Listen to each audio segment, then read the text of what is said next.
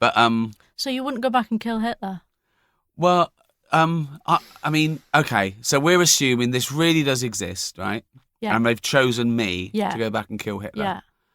I mean, well, there's lots of questions here. How would we know that would solve everything? How would we know it wouldn't make things worse? If you're a determinist, like I am, right? Everything's part of the causal web. I mean, you know, the butterfly effect. Look, if you go back and kill a butterfly 1 million years ago, the world would be completely different because everything has an effect on everything else. So how do we know that going back and killing it wouldn't make the world worse? Well, I'm not talking about the morality of what he did and the people that I'm talking about how do we know by definition? I mean, that's a big change. Might have stepped in. That's not even. Well, Himmler. yeah. The other one. Yeah, exactly. Yeah. We don't know, do we? So let's even assume that going back and killing Hitler, all it does was stop the war and the Holocaust, and everything else is still the same. Or at least like switch the gas off. Well, again, I know what you're doing. You're trying to save the Jews. Exactly. Yeah.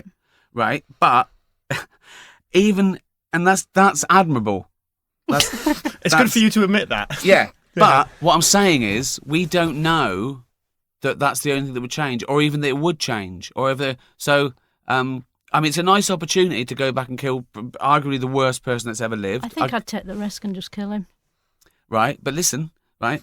So even if you know, killing Hitler made the world now and since a better place for objectively, on a utilitarian framework or the greater good for everyone, right? It made it better. So morally speaking, you should kill Hitler, right? Let's assume that, right?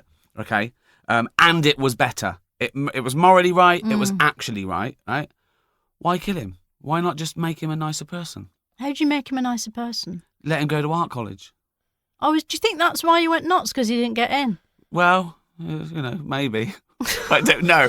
I'm not a time traveling psychiatrist. But why didn't you go back when he was a little kid, right? A cute little kid. Hello, Diane.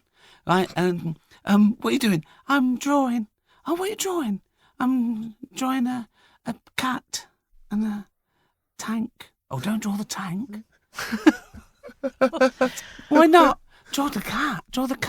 You see, you think something happened to him to make him go mental. Well, I think he was born a monster. Well, I think everything makes you something. Everything that happens makes you something. You don't think he was just born with a weird brain? Well, we do. Well, yeah, maybe. But, nature versus nurture. You can, if you can help anyone or cure anyone or stop anything, why not Hitler? Listen, I'm not sticking up for Hitler here. Don't get me wrong. I don't like him either. I'm just saying this is like this sort of acquired wisdom. Everyone, if you get a time machine, the first thing you do is kill Hitler, and that's it. Well, and then everything's sorted. How would you even have access to Hitler if you went back in time? Yeah, he'd have guards. Yeah, but if you could get the costume and blend in. Okay. Yeah. Do you think people didn't try this at the time? Yeah. There are a lot. But now we go back. We've got of course you can go back. If you had a time machine. You could get a drone. You could just send a drone in. You could kill Hitler. Right. Yeah. That's done. Right. Done. Right. I mean, it doesn't even make sense to be saying that. That sentence doesn't even make sense in my head. Send in a drone? No. If you had a time machine, you could kill Hitler. It doesn't make any sense because it's the impossibility of the premise that I object to logically.